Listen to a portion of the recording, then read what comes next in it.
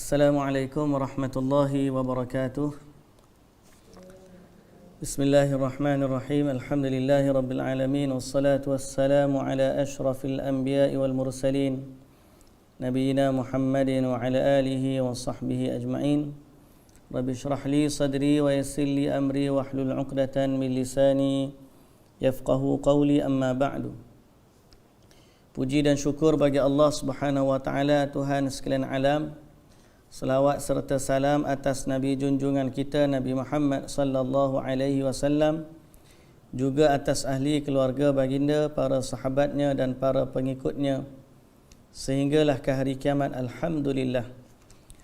Tuan-tuan puan-puan yang dirahmati Allah, bertemu kita sekali lagi pada waktu ini dalam siri kuliah Talbis Iblis.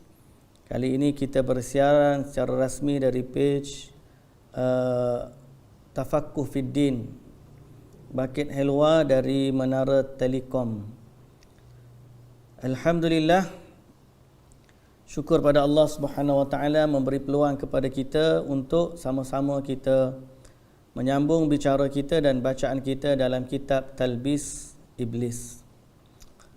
Dan sebagai mukaddimah ringkas, saya ingatkan diri saya dan tuan-tuan puan-puan yang dirahmati Allah bahawa kitab ini menyingkap tipu daya iblis yang samar dan boleh jadi berada dalam atau dianggap benda baik tapi sebenarnya dia adalah perangkap yang nak menjerumuskan manusia kepada atau dari jalan atau ke lembah kehinaan dan melencongkan mereka daripada jalan kebenaran. Jadi insya-Allah kita baca kitab ini dan mudah-mudahan Allah Subhanahu wa taala menyelamatkan kita daripada tipu daya syaitan. Hari ini tuan-tuan puan-puan yang dirahmati Allah, bab kita adalah Talbis Iblis, masih lagi dalam bab akidah, iaitu talbis iblis terhadap Rafidah. So sebagaimana biasa kita akan baca secara langsung dari kitab, dan saya tidak ingin bercakap banyak kerana kitab ini sudah cukup untuk memberikan kefahaman kepada kita. Namun kita baca satu demi satu kerana sebahagian daripada pernyataannya sukar untuk difahami sekiranya kita baca sendiri. So kita baca sama-sama, mudah-mudahan Allah memberkati kita semua. Bab Talbis Iblis terhadap Rafidah. Okey, pertama, Rafidah ni siapa? Rafidah ni satu kelompok ekstrim daripada Syiah. Kelompok ekstrim daripada Syiah. Syiah ni siapa pula? Ada orang kata, saya ustaz, saya tak ambil tahu. Baik Sunni, baik Syiah, asal orang Islam je. Tuan yang dirahmati Allah, tak boleh cakap macam tu. Kita kena ambil tahu supaya kita tak terjerumus ke dalam lembah kesesatan. Kerana itu Ibnul Jauzi telah menyatakan Rafidah ni termasuk dari Talbis Iblis, yang mana mereka mungkin nampak Islam tapi sebenarnya ajaran mereka menyimpang dari Islam. Rafidah adalah kelompok ekstrim dari Syiah. Mereka pentaksub kepada Imam Ali radhiyallahu anhu atau Sayyidina Ali radhiyallahu anhu, dan sebahagian mereka mendakwa pada Ali sesuatu yang bertentangan dengan akidah ahli sunnah wal jamaah yang sebenar. Bukan sekadar itu, mereka penyimpangan mereka dari sudut akidah, terutamanya akidah, mereka mengimani Abu Bakar kafir, Umar kafir, Aisyah kafir, sesuatu yang jelas bertentangan dengan akidah kita bahawa Nabi SAW menjamin syurga bagi Abu Bakar, bagi Umar, bagi Uthman, bagi Aisyah dan sahabat-sahabat baginda yang lain. Itu pertama. Yang kedua, Syiah juga dari sudut ibadahnya banyak menyelisihi ibadat ahli sunnah. Sebagai contoh, pada hari Ashura 10 Muharram kita diajar untuk berpuasa. Tapi orang Syiah mereka malah memukul-mukul badan mereka sampai mengeluarkan darah atas nama ibadah. Sebahagian mereka sampai melumurkan dengan najis para pendeta-pendeta mereka, imam-imam mereka sebagai ambil berkat. Dan banyak lagi lah penyimpangan mereka dari sudut ibadah. Tapi keutamaan kita sebenarnya paling utama dari sudut akidah. So kita baca apa yang menjadi talbis iblis terhadap mereka. Ibnul Jauzi berkata iblis melancarkan talbisnya terhadap kita muka surat 75 kita, cetakan yang ke-6. Bagi cetakan yang pertama muka surat 88, surat 88. So ada beza lebih kurang 7 muka surat. 13 muka surat. Ibnul Jauzi berkata iblis melancarkan talbisnya terhadap keyakinan orang-orang Khawarij sehingga mereka berani memerangi Khalifah Ali bin Abi Talib. Dari sisi lain, iblis berhasil menyeret selain kaum Khawarij sehingga bersikap ekstrim dan melampaui batas dalam mencintai sang khalifah. Jadi fitnah Khawarij dengan Rafidah ni, Syiah ni berjalan serentak. Satu kumpulan ekstrim melawan khalifah, jadi Khawarij. Satu kumpulan ekstrim mencintai khalifah, jadi Syiah. Ahli sunnah dia tidak ekstrim. Okey? Dia mengikut sang khalifah Ali radhiyallahu anhu, tapi dia tidaklah ta'assub sehingga sampai ke tahap sebagaimana yang berlaku kepada orang-orang Syiah. Di antara mereka ada yang berkeyakinan bahawasanya Ali adalah Tuhan. Bahkan ada juga yang mencaci maki Abu Bakar dan Umar. Lebih-lebih sebahagian mereka mengkafirkan dua sahabat agung itu. Serta keyakinan buruk lainnya yang jika semuanya disebut hanya akan membuang-buang waktu, kerana itu cukup kami sebut bahagiannya. Banyak sangat nak sebut kesesatan Syiah. Tapi cukup kalau kita kata tak ada yang lain kecuali dia cela sahabat Nabi Abu Bakar dan Umar, cukup dah. Okay? Ataupun dia kata Tuhan mempertuhankan Ali, cukup dah. Mungkin pada sudut bahasa dia tak kata Ali itu Tuhan, tapi dia kata pada Ali sesuatu yang memiliki sifat ketuhanan. Itu maksud dia. Al-Khatib mengatakan, saya mendapatkan sebuah kitab yang ditulis Abu Muhammad Al-Hasan bin Yahya An-Nubakhti, yang sengaja dia susun untuk membantah kelompok-kelompok ekstrim dari kalangan Rafidah. An-Nubakhti sendiri termasuk ahli kalam dari kelompok Syiah Imamiyah. Dia orang Syiah, dia sendiri pun membantah golongan Rafidah. Sesudah menyebut berbagai macam pendapat kelompok ekstrim, An-Nubakhti menyatakan, di antara yang telah gila dalam bersikap ekstrim di zaman kita ialah Ishaq bin Muhammad yang terkenal dengan sebutan Al-Ahmar. Dia mengklaim bahawa Ali adalah Allah dan bahawa Ali dapat menampakkan diri di setiap waktu. Dalam ajaran yang ini iman dia macam mana? Keluar daripada Islam. Dalam satu waktu dia adalah Hasan, di waktu lain dia adalah Al-Husain, malah dialah yang telah mengutuskan Nabi Muhammad. Dua dalam satu, ketiga dalam satu, boleh masuk belaka ni. Sekejap-sekejap dia Hasan, kejap-kejap dia Husain, kejap-kejap dia Ali, dan malah dialah yang mengutuskan Nabi Muhammad sallallahu alaihi wasallam. Ini keyakinan orang Syiah sendiri tulis tentang Syiah. An-Nubakhti ni dia orang Syiah. Dia sendiri bantah kelompok ekstrim Rafidah. Lalu kata Ibnul Jauzi, aku tegaskan, sebahagian orang Rafidah berkeyakinan bahawa Abu Bakar dan Umar telah kafir. Tuan-tuan, di tempat kita Malaysia ni ada ni orang Syiah yang mengatakan Abu Bakar dan Umar kafir. Dulu kita ingat ni adalah dalam kitab je. Saya pernah dapat satu video orang interview seorang Syiah di Malaysia. ataupun seorang pemuka Syiah sedang mengajar, dia sedang terang-terang dia kata Abu Bakar kafir. Dia Malaysia, bukan Pak lain, Malaysia. Ta'assub kepada Ali. Dia mula-mula orang Syiah ni, dia bermula ta'assub kepada Ali. Ta'assub macam mana? Ali lebih layak jadi khalifah dari Muawiyah. Sebab Ali kan berperang dengan Muawiyah. Sehinggalah bila Ali letak jawatan, maka Muawiyah jadi khalifah. Maka orang yang ta'assub Ali, dia tak terima. Dia kata Ali lebih layak jadi khalifah dari Muawiyah. Itu adalah keta'assuban tahap yang pertama. Okay? Kemudian dia kata Ali lebih afdal jadi khalifah daripada Uthman. Naik pula satu tahap apa dia?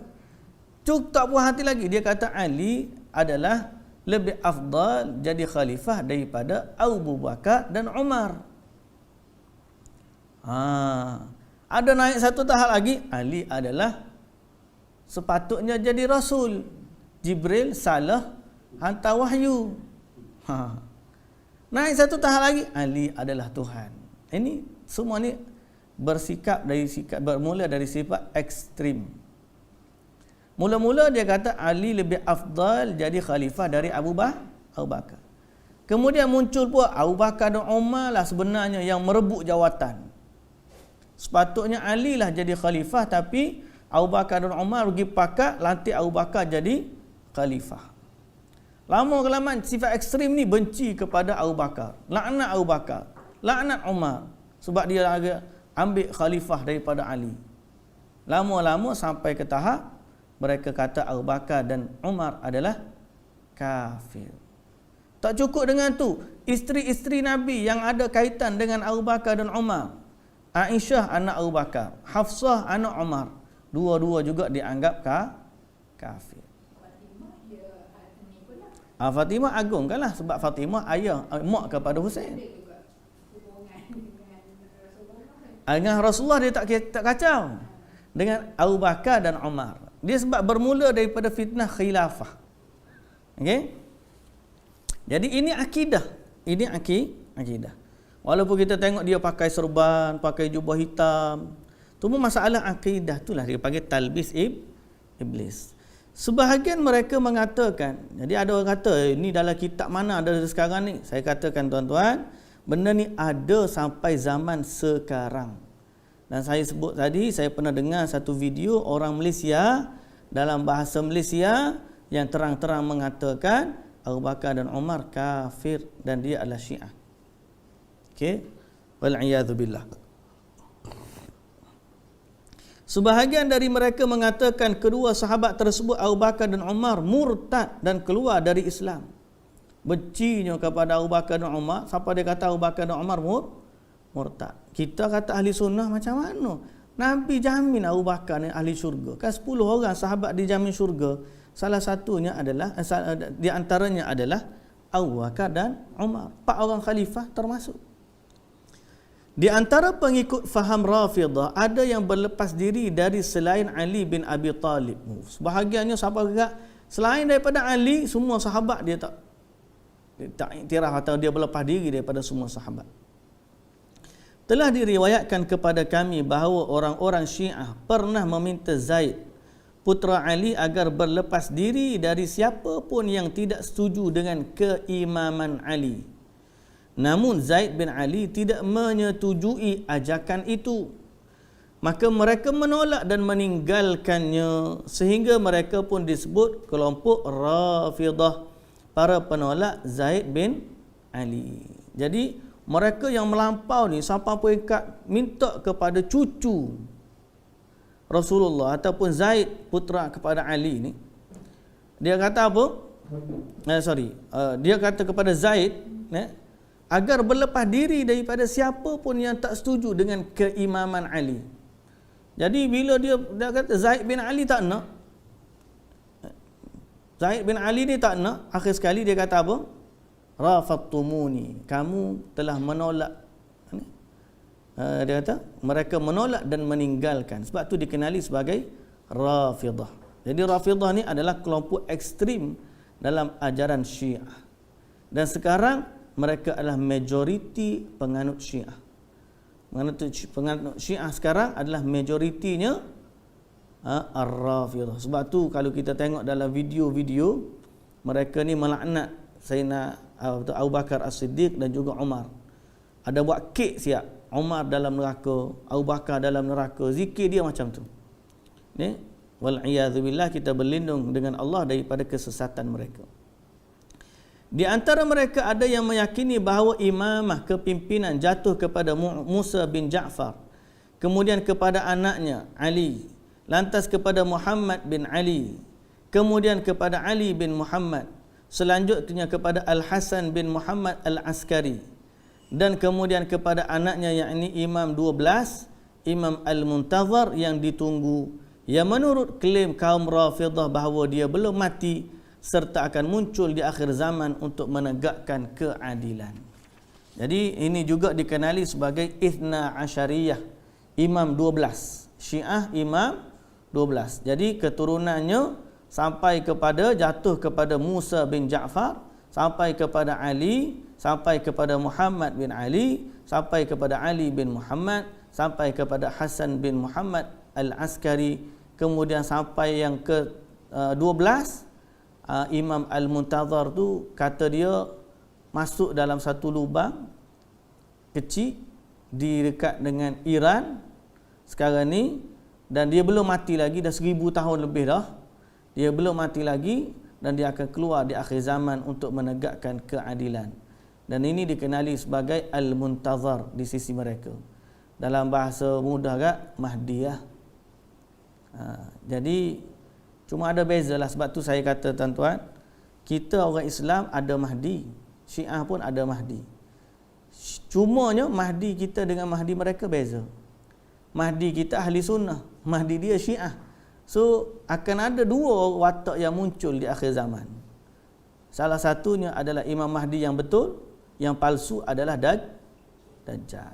Jadi pada kita ahli sunnah wal jamaah, yang benar Imam Mahdi adalah berakidah ahli sunnah wal jamaah, dan Mahdi di sisi Syiah mungkin adalah Dajjal. Okey. Abu Mansur Al-Ijli juga berkeyakinan bahawasanya Muhammad bin Ali Al-Baqir merupakan Imam Mahdi yang ditunggu kedatangannya. Ia menyerukan Muhammad bin Ali Al-Baqir sebagai khalifah dan telah dimi'rajkan ke langit, dan lalu di sana Tuhan mengusap kepalanya dengan tangannya. Syak dia punya keyakinan dia. Dia pun meyakini Muhammad bin Ali Al-Baqir adalah kishf, iaitu gumpulan awan yang jatuh dari langit. Ada salah satu kelompok Rafidhah yang dinamakan Janahiyah. Mereka ini merupakan murid-murid Abdullah bin Muawiyah, putra Abdullah bin Ja'far Dzil Janahain. Mereka mengatakan bahawasanya roh Tuhan beredar di antara sulbi para nabi dan para wali sampai ke Abdullah bin Ja'far tadilah. Abdullah belum mati dan dia adalah orang yang dinanti kemunculannya di akhir zaman. Di antara mereka juga ada kelompok yang bernama Al-Ghurabiyah. Mereka menetapkan bahawa Ali memiliki bahagian dari kenabian. Sesat tak kalau orang kata ada lagi Nabi lepas Nabi Muhammad? Sesatlah. Jadi mereka beranggap bahawa Ali memiliki sebahagian dari kenabian. Ada juga kelompok yang bernama Al-Mufawwidah. Mereka berkata sesungguhnya Allah menciptakan Muhammad, kemudian dia menyerahkan penciptaan alam semesta kepadanya. Punyalah ta'assub. Akhirnya dia kata Allah ciptakan Nabi Muhammad dan kemudian Allah serahkan penciptaan alam semesta ni kepada Nabi Muhammad sallallahu alaihi wasallam. Dan itu salah. Kelompok yang lain, banyak kelompok rupanya Syiah ni. Banyak Syiah ni, ada beratus kelompok. Sebab apa? Sebab dia tak sama dengan ahli sunnah wal jamaah.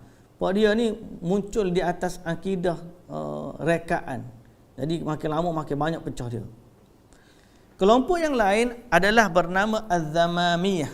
Az-Zamamiyah. Mereka mencela malaikat Jibril dan berkata bahawa sebenarnya Jibril diperintahkan untuk menyampaikan wahyu kepada Ali, tapi malah dia telah sampaikan kepada Nabi Muhammad sallallahu alaihi wasallam. Yang ni orang kata ni pelik ni Syiah.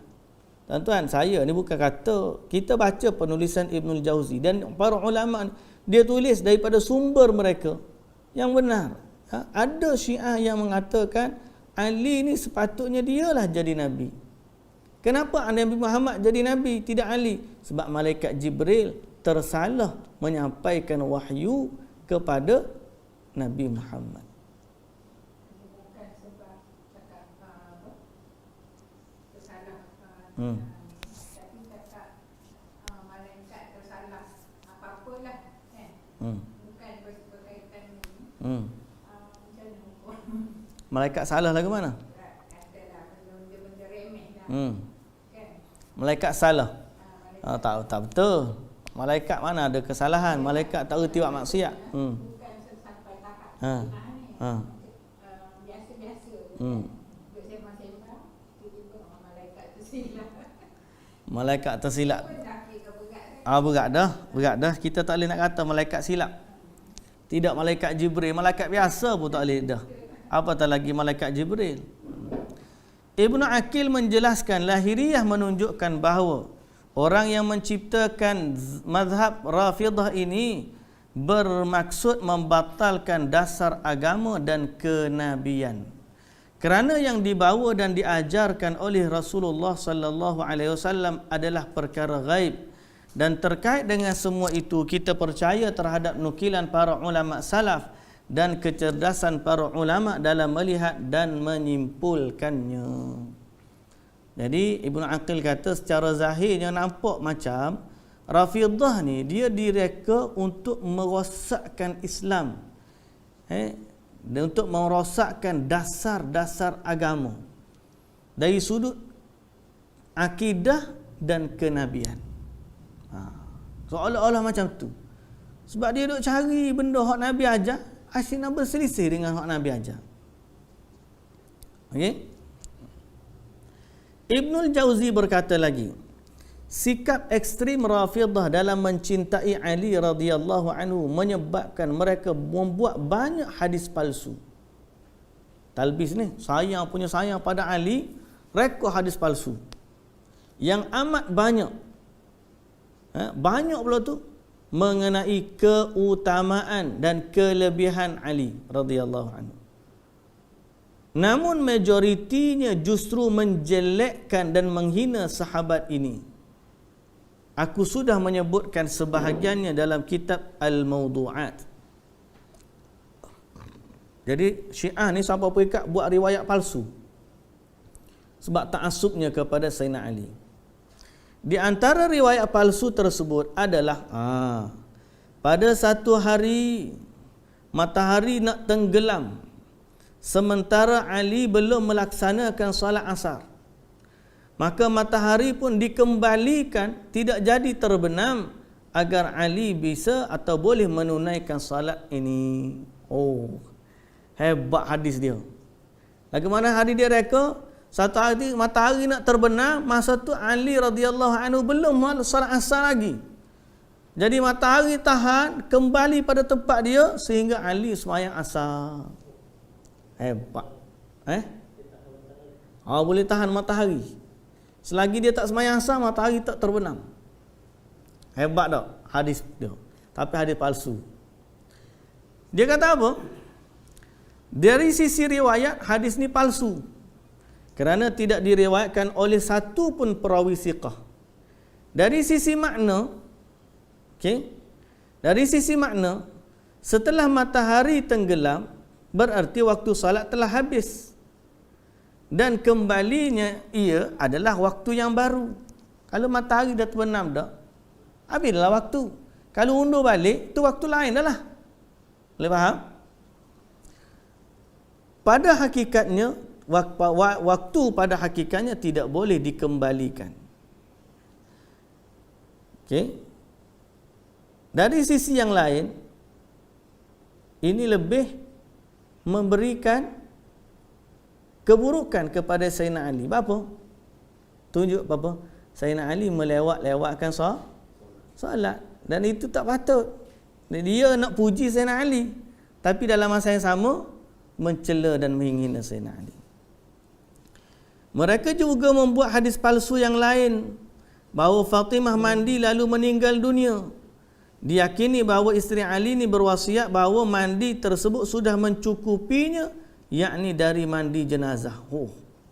Siapa Fatimah tak perlu mandi jenazah. Sebab apa? Dia mati waktu selepas meninggal dunia. Dia meninggal dunia setelah mandi. Jadi dia mandi siap-siap. Dan dia kata, aku mandi ni mandi jenazah. Lepas tu dia mati. Jadi tak mandi dah lepas daripada tu, sebab dia dah mandi jenazah dah. Hadis palsu. Dari sisi riwayat, ini kedustaan. Dari sisi makna, menunjukkan dangkalnya kefahaman agama. Kerana mandi jenazah bukan mandi wajib. Mandi jenazah disebabkan kerana terjadinya kematian. Kalau dia mandi dalam tu, hatta kalau mati lemah sekalipun, mandi tu mati dalam sungai, kena keluarkan, mandi jenazah juga. Sebab apa? Sebab dia bukan mandi wajib, dia mandi sebab jenazah. Ini menunjukkan kedangkalan ilmu pencipta hadis tu. Kerana mandi jenazah tidak lain disebabkan kerana terjadinya kematian. Lantas bagaimana dia dapat tercukupi dan tergantikan dengan mandi sebelum mati?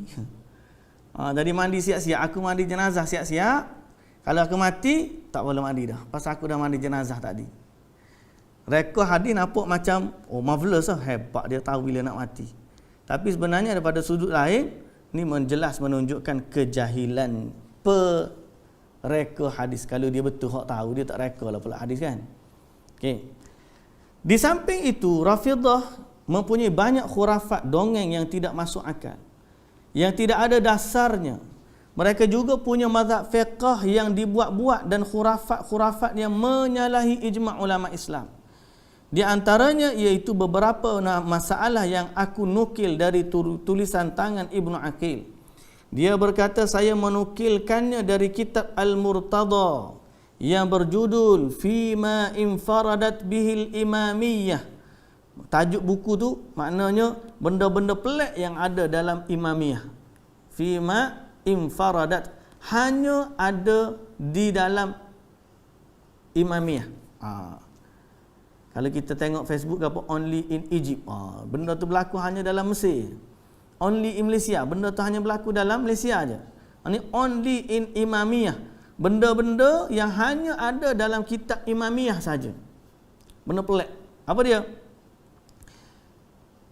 Yang tertuang dalam bait-bait berikut, tidak boleh sujud atas sesuatu selain tanah atau tanaman tanah.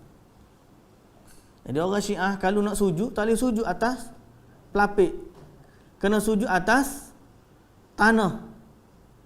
Tak boleh sujud atas kain, kena sujud atas tanah. Sebab tu kalau pergi semayang di Madinah, dia tak semayang atas kapet. Kalau pijak kapet pun sujud dia simen, kena sujud atas simen, ada unsur tanah. Kemudian kalau perlu lagi, dia bawa batu Karbala, dia sujud atas batu. Kalau tak ada batu, dia ke darurat, ambil tisu, letak atas tisu.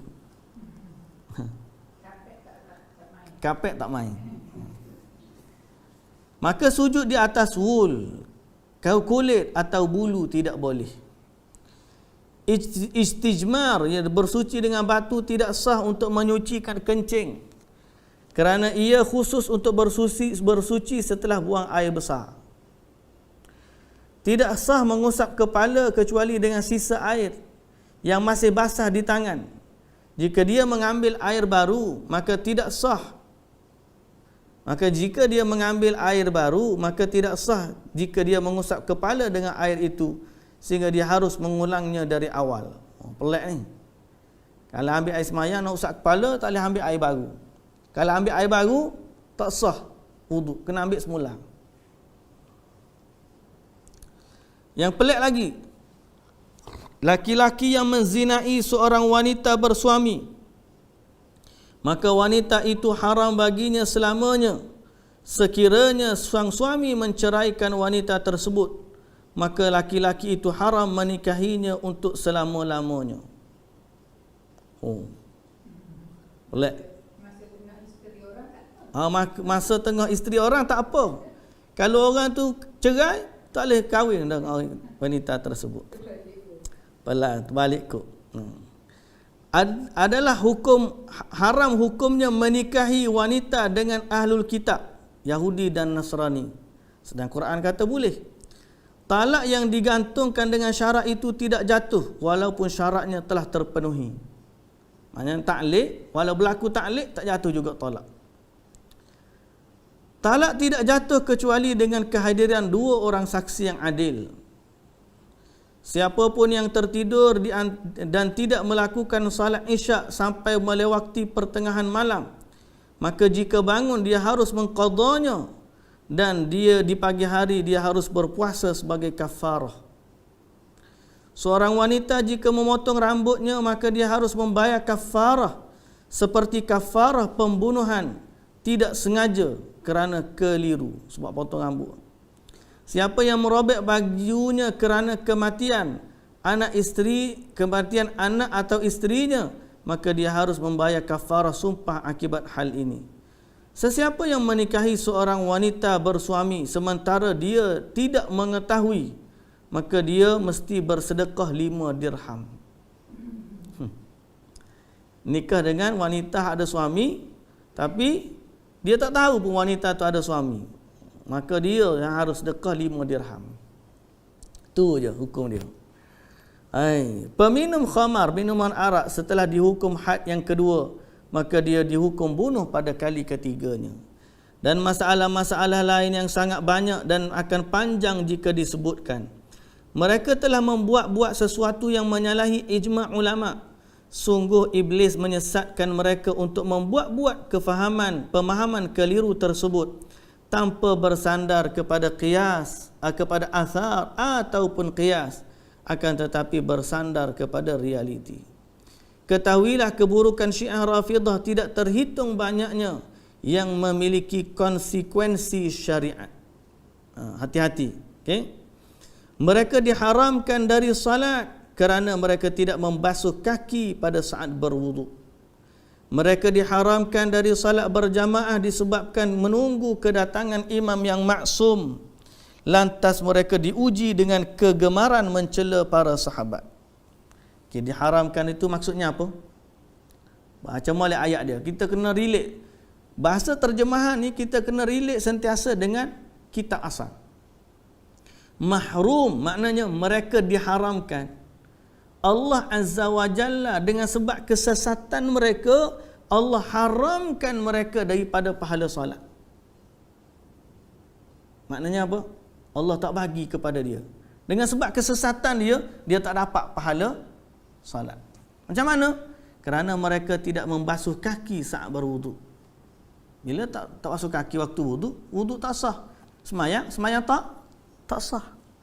Jadi kesesatan mereka menyebabkan mereka diharamkan dari pahala salat. Boleh faham? Mereka diharamkan dari salat berjamaah. Jadi Allah Ta'ala tak bagi mereka salat berjamaah. Sebab apa? Sebab mereka iktiqad selama Imam Mahdi belum muncul, kita ni tak ada pemimpin, tak ada imam, jadi tak perlu salat berjamaah. Itu iktiqad mereka. Pelik tuan-tuan. Jadi mereka juga diuji dengan kegemaran mencela para sahabat.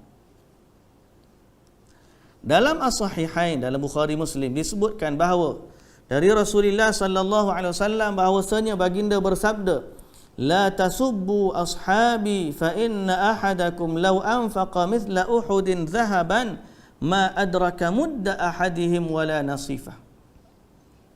Janganlah kalian mencela para sahabatku. Nabi pesan jangan cela sahabat. Apa yang Syiah buat? Syiah duk cela sahabat. Nabi pesan, jangan cela sahabatku. Kerana sungguh, seandainya salah seorang dari kalian menginfakkan emas sebesar gunung Uhud, itu tidak sebanding dengan satu mud. Satu mud ni apa? Satu cupak. Satu mud ni satu cupak. Satu cupak yang diinfakkan oleh salah seorang dari mereka, bahkan tidak juga setengahnya. Jadi hadis ni bermaksud kedudukan sahabat ni lagi mulia daripada kita yang bukan sahabat. Kerana itu kita tidak boleh mencela sahabat Nabi. Kerana kemuliaan mereka lebih daripada kita. Bagaimana bandingan kemuliaan mereka? Kalau kita sedekah segunung Uhud daripada emas, pahala sedekah kita tu belum sama daripada pahala sedekah sahabat secupak.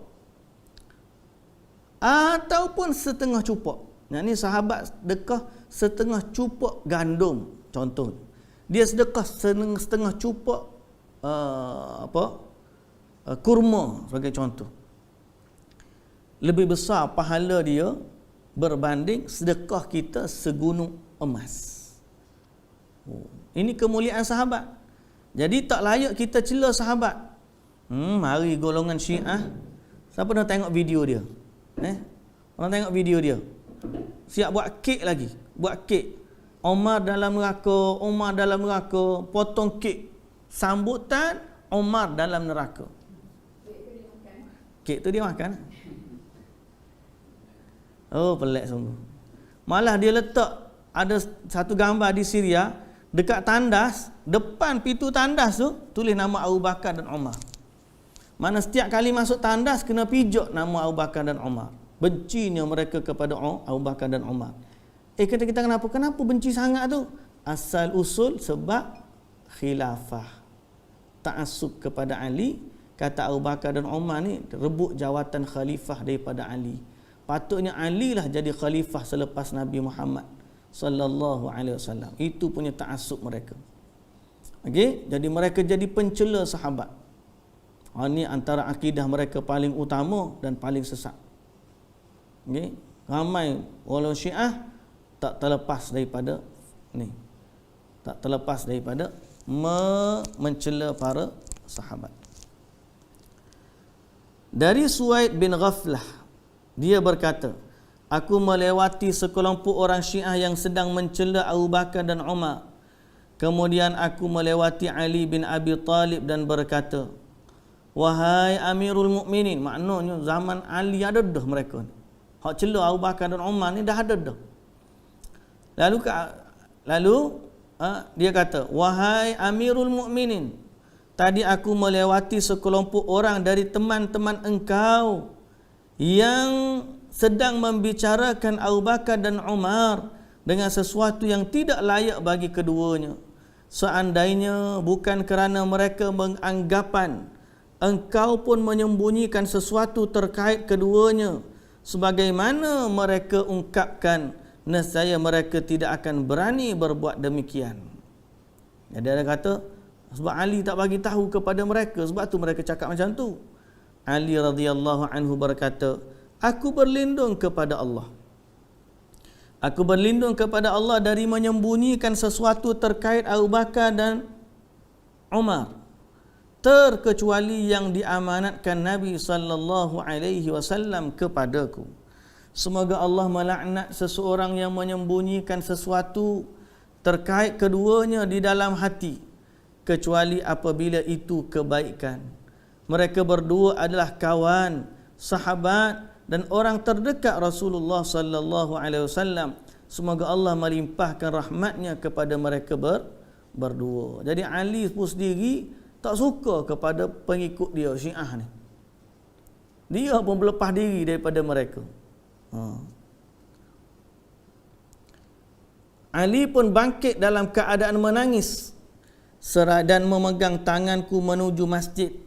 Dia naik mimbar dan duduk tegap seraya memegangi dan memandangi janggutnya yang telah memutih sehingga orang-orang berkumpul. Dia berdiri kemudian menyampaikan muqaddimah khutbah singkat yang begitu indah. Lalu berkata, Ada apa dengan orang-orang yang menyebut-nyebut dua penghulu Quraisy dan dua bapa kaum muslimin? Ihwal sesuatu yang saya bersih dan berlepas diri darinya. Faham tak ucapan tu? Kenapa orang sebut-sebut tentang Abu Bakar dan Umar dengan sesuatu yang saya berlepas diri daripadanya? Dia pengikut Ali, tapi dia sebut pasal Abu Bakar dan Umar, Ali sendiri pun tak suka. Okey. Serta akan menghukum mereka kerananya. Malah Ali kata, aku akan hukum mereka kerana perkataan itu. Demi Allah yang membelah biji dan menciptakan nyawa, tidaklah ada yang mencintai keduanya kecuali orang beriman lagi bertakwa, dan tidak ada yang membenci keduanya kecuali orang keji yang celaka. Mereka berdua telah menemani Rasulullah sallallahu alaihi wasallam dengan kejujuran dan ketulusan. Mereka memerintahkan, melarang, marah dan menghukum tanpa melampaui apa yang diputuskan oleh baginda Nabi. Yakni mereka kedua ni memerintah, larang, marah, hukum, semuanya ikut Nabi. Tidak melampaui daripada pendapat ataupun keputusan Nabi sallallahu alaihi wasallam. Tidaklah Rasulullah sallallahu alaihi wasallam berpendapat dengan selain pendapat keduanya, dan tidaklah pula baginda mencintai seseorang seperti mencintai keduanya. Nabi kita wafat dalam keadaan redha terhadap keduanya, dan kaum mukminin pun redha terhadap keduanya. Boleh faham? Okey. Rasulullah sallallahu alaihi wasallam memerintahkan Abu Bakar untuk memimpin salat kaum mukminin. Maka Abu Bakar pun mengimami mereka selama 9 hari saat Rasulullah sallallahu alaihi wasallam masih hidup. Tatkala Allah mewafatkan Rasulullah sallallahu alaihi wasallam, seusai baginda memilih untuk berada di sisi Allah, kaum mukminin memilih Abu Bakar sebagai pemimpin serta menyerahkan zakat kepadanya. Kemudian mereka membai'ahnya dengan penuh ketaatan tanpa paksaan. Dan akulah yang pertama kali melakukannya dari kalangan Bani Abdul Muttalib. Ayat siapa ni? Ayat Ali. Ali sendiri bai'ah Abu Bakar. Ni, orang Syiah benci kata Abu Bakar ni rampas jawatan daripada Ali. Jawapan dia apa? Ali sendiri yang bai'ah Abu Bakar. Jadi apa masalah? Okey. Meski sebenarnya Abu Bakar tidak suka dipilih, terbukti dari sikap berharapnya bahawa ada di antara kita yang mahu dan dapat menggantikannya. Abu Bakar sendiri tak nak. Ali kata dia tak nak, kami pilih dia. Jadi orang Syiah ni kita pun pelik. Macam mana dia benci Abu Bakar sampai pekat cela, caci maki, seolah-olah Abu Bakar ni rampas jawatan khalifah daripada Ali. Pelik. Ali sendiri bai'ah Abu Bakar sebagai khalifah. Namun demi Allah, dialah orang yang terbaik yang masih hidup sepeninggalan Rasulullah sallallahu alaihi wasallam, dan dialah orang yang paling penyayang, paling belas kasih, paling wara', paling tua, paling dahulu memeluk Islam. Jadi kemuliaan Abu Bakar ni habis, tak ada orang boleh challenge dia. Zaman Nabi wafat tu, dialah hak paling tinggi sekali. Paling apa? Paling penyayang, paling belas kasihan, paling wara', paling tua, paling awal peluk Islam. Tak ada habis. Dia berjalan di atas jalan yang ditempuh oleh Rasulullah sallallahu alaihi wasallam sehingga baginda meninggal dunia. Semoga Allah melimpahkan rahmatnya kepadanya. Okay? Jadi dia pula ikut Nabi, jalan Nabi sampai mati. Abu Bakar As-Siddiq radhiyallahu anhu. Selanjutnya Abu Bakar menyerahkan kepimpinan sesudahnya kepada Umar, dan aku termasuk mukmin yang redha atas keputusan ini. Umar memimpin berdasar manhaj Rasulullah sallallahu alaihi wasallam dan sahabat baginda Abu Bakar. Umar mengikuti jejak mereka seperti anak unta menjejak induknya. Serupa, sama. Sebagaimana Abu Bakar ikut Nabi, begitulah Umar ikut Abu Bakar dan Nabi. Demi Allah, Umar ini adalah sosok yang halus dan penuh belas kasih kepada orang-orang yang lemah, Dia menolong orang-orang yang dizalimi dari cengkeman orang-orang yang zalim. Tidak peduli kepada celaan orang yang mencela di waktu dia berjuang di jalan Allah. Allah menunjukkan kebenaran menerusi lisannya dan menjadi kebenaran dari sikapnya. Sehingga kami, kata Ali radhiyallahu anhu, kami menyangka ada malaikat yang berbicara melalui lisannya Umar. Gitu sekali kebenaran perkataan Umar ni, sampai ada perkataan Umar yang diiktiraf oleh Al-Quran, kan? Jadi Ali kata sehingga kami sangka ada malaikat yang berbicara melalui lisannya. Allah memuliakan Islam dengan keislaman Umar. Bahkan dia menjadikan hijrahnya sebagai penopang, iaitu kekuatan Islam. Allah menanamkan rasa takut kepadanya dalam hati orang-orang munafik, dan dia menanamkan rasa cinta kepadanya, yakni Allah menanamkan rasa cinta kepada Umar dalam hati orang-orang yang beriman. Umar radhiyallahu anhu dikenal sebagai orang yang sangat keras terhadap musuh-musuh Allah. Siapakah yang boleh memimpin kalian seperti mereka? Semoga Allah melimpahkan rahmatnya kepada keduanya dan memberikan anugerah kepada kita untuk boleh berjalan di atas jalan mereka berdua. Siapa saja yang mencintai aku, kata Ali. Ni kata Ali. Siapa yang cinta kepada aku, orang Syiah, maka cintailah mereka berdua. Siapa sayang kepada Ali, patut kena sayang kepada Abu Bakar dan Umar. Sebab Ali sayang kepada Abu Bakar dan Umar. Anak Ali, ada yang dibagi nama dengan Abu Bakar, ada yang dengan Umar. Siapa saja yang tidak mencintai mereka berdua, berarti dia telah membuatku marah dan aku berlepas diri darinya. Jadi kalau betul ikut Sayyidina Ali, janganlah celah Abu Bakar dan Umar. Sekiranya aku memberikan hukuman terhadap kalian yang mencela Abu Bakar dan Umar ini, nescaya akan aku hukum dengan amat keras. Ketahuilah jika setelah hari ini aku mendapat laporan ada seseorang yang mencela Abu Bakar dan Umar, maka hukuman bagi pelakunya itu seperti hukuman bagi pendusta. Ketahuilah bahawa sebaik-baik umat ini setelah nabinya sallallahu alaihi wasallam adalah Abu Bakar dan Umar. Kemudian Allah lebih mengetahui hakikat kebaikan itu berada.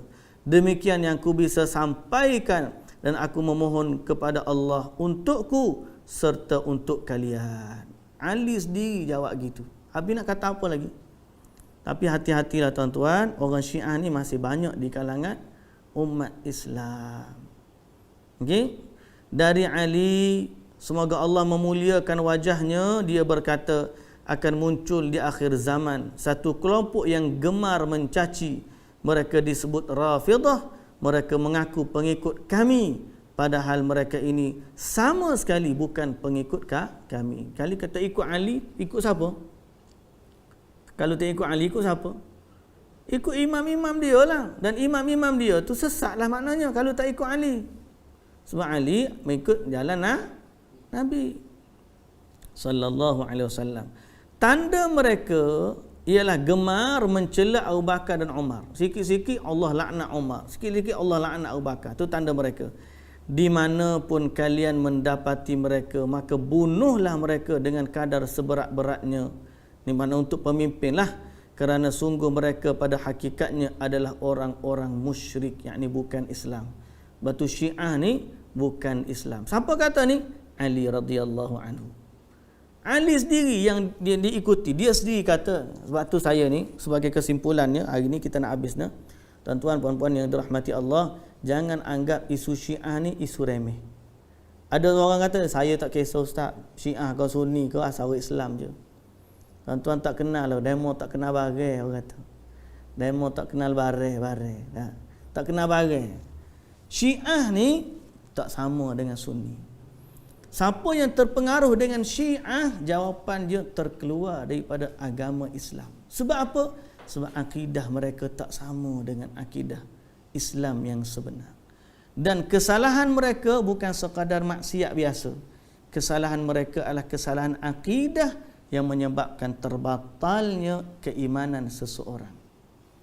Kalau dah mengaku siapa Ali itu standing Tuhan, kalau dah kata Ali ni sepatutnya jadi Nabi, Jibril tersalah waktu turun wahyu. Kalau dah laknat Abu Bakar dan Umar lah kerja dia tiap-tiap hari, maka itu bukan sebahagian Islam lagi. Dan mereka terkeluar dari Islam. Jadi jangan anggap benda ni remeh, jangan anggap benda ni mudah. Sekiranya tergelincir dan terjerumus ke dalam fitnah ajaran sesat seperti Syiah ini, maka natijahnya seorang itu terkeluar dari agama Islam. Baik hadirin dan hadirat yang dirahmati Allah. Cuma yang bimbang, mereka ini diselubungi oleh tipu daya iblis. Kadang-kadang pada pakaian mereka nampak jubah, nampak serban. Orang perempuan mereka tutup aurat, masya-Allah. Akhlak tidak akan boleh mengalahkan akidah. Tu kalau betul. Sedangkan sebahagian mereka akhlak, nampak je luar ni pakai jubah, pakai serban. Tapi kalau tengok tok guru dia duk mut'ah habis dengan anak-anak murid. Duk kahwin dengan orang tu, kontrak kahwin orang ni, kontrak kahwin dengan isteri orang, kahwin dengan, sehingga ada dokumentari disebut jenayah seks di Iran dan juga di Iraq. Iraq pun kuat juga Syiah. Duduk mengahwini wanita-wanita secara kontrak atas nama mut'ah. Padahal dia adalah zina terancam. Okey, jadi keburukan-keburukan sebegini menjadikan seorang itu terkeluar daripada agama. Jadi hati-hati, semoga Allah Subhanahu Wa Taala melindungi kita, dan kena hati-hati juga dengan ajaran-ajaran sesat yang lain, walaupun pelakunya nampak macam orang alim lah. Sekarang ni saya baru dengar ajaran Asmaul Husna Wan Masri tu. Tadi tu tengah baca berita, tak pasti lagi setara mana. Cuma katanya fatwa JAKIM dah keluarkan fatwa ataupun penegasan bahawa dia sesat. Tengok kepada dia tu tudung labuh. Tengok dah gambar dia. Video dia. Pernah tengok video dia, lepas tu ada dapat buku yang dia tulis. Okay, saya pun tak tengok. Tapi maknanya apa? Penampilan itu bukan menunjukkan kebenaran. Kebenaran ini diukur dengan Al-Quran dan As-Sunnah. Moga Allah Subhanahu Wa Taala menyelamatkan kita semua. Sekadar itu yang dapat saya kongsikan pada hari ini. InsyaAllah kita bertemu lain kali dalam page Bakit Helwa dari Menara Telekom Bangsar. InsyaAllah. Semoga Allah Subhanahu Wa Taala memberkati kita semua. Assalamualaikum warahmatullahi wabarakatuh.